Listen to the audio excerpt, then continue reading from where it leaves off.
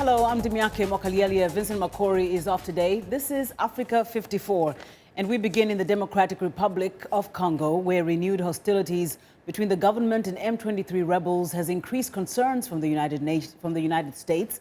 Both sides suffered heavy casualties on Sunday in fighting north of Goma. The U.S. State Department has condemned the violence and the actions of M23.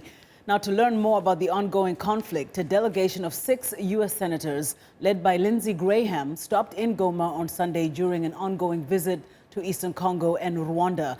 Senator Graham spoke to the media and is calling for a political solution to the crisis.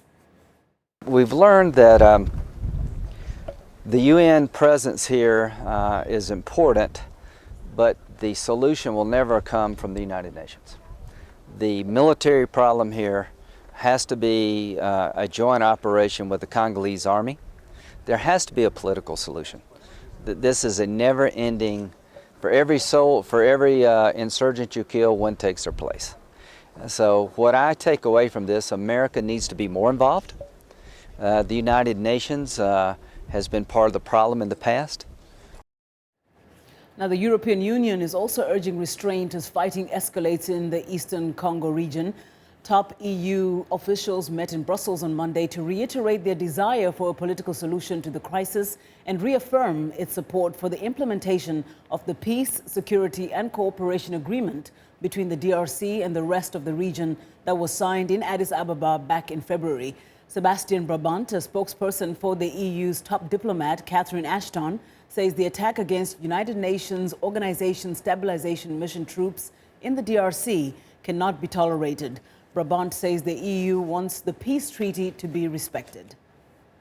The European Union would like to call for a political solution to the Eastern Congo crisis, including a regional dimension.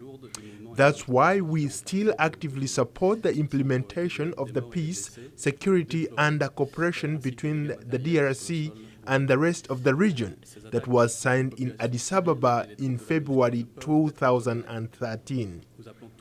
A 3,000-member UN intervention brigade has been deployed to fight and disarm the M23 rebels in the east. M23 is made up of former rebels who were integrated into the Congolese army in a 2009 peace agreement. The rebels later deserted the army, complaining of discrimination and poor treatment.